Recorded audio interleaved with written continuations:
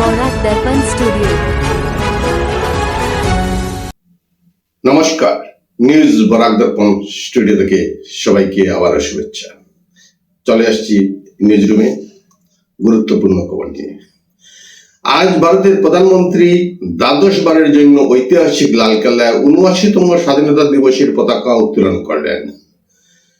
মাননীয় প্রধানমন্ত্রী ১.৫ ঘন্টার ভাষণে উন্নয়ন ও প্রতিরক্ষা ক্ষেত্রে ভারতের গৌরবগাথা সাফল্যের খতিয়ান বিশ্ববাসীর সামনে তুলে ধরলেন।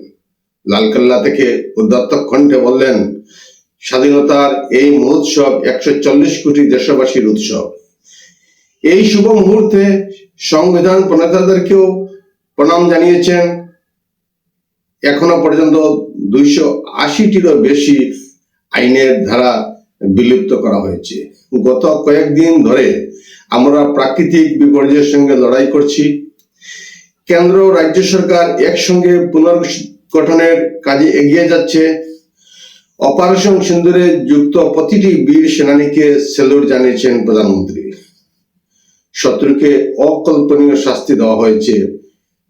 পেহেলগামে ধর্মের ভিত্তিতে নিরীহ মানুষকে হত্যা করা হয়েছিল, তার বদলা নেওয়া হয়েছে।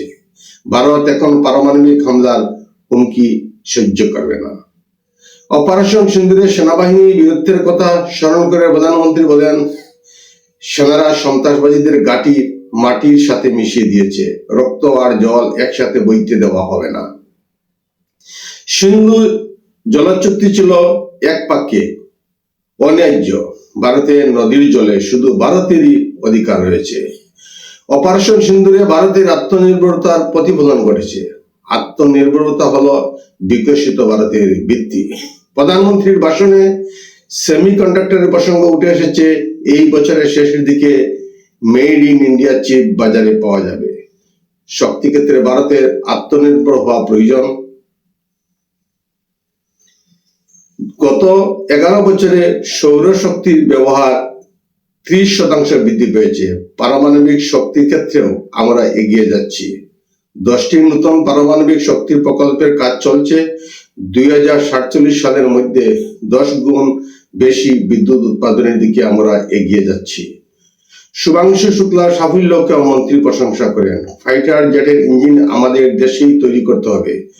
সৌর প্যানেল, বৈদ্যুতিক গাড়ি সহ ইউপিআই ব্যবহারের অগ্রগতি নিয়ে সারা বিশ্বে চর্চা চলছে।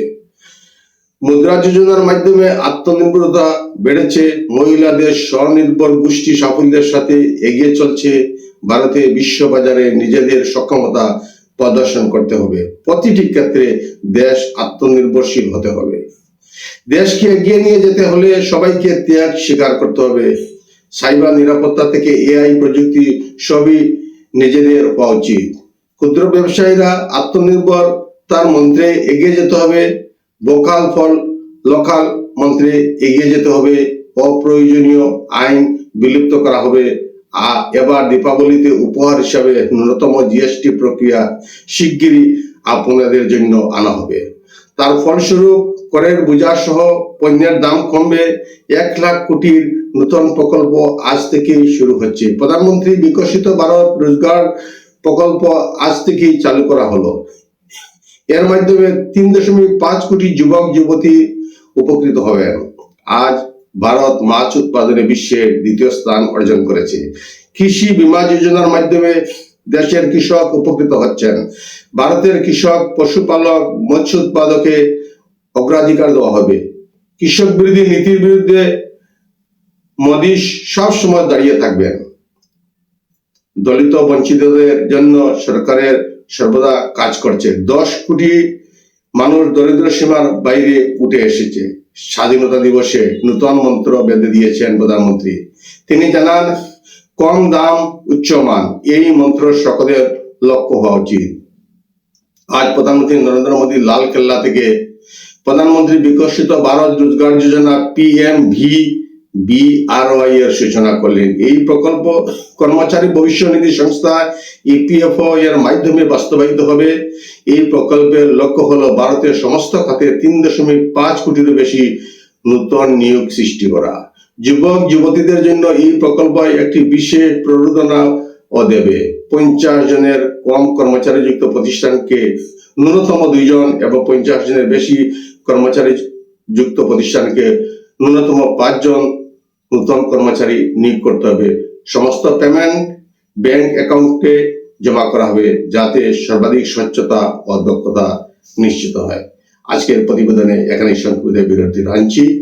জয় হিন্দ, ভারত মাতা কি জয়। न्यूज बोरा दर्पण स्टूडियो।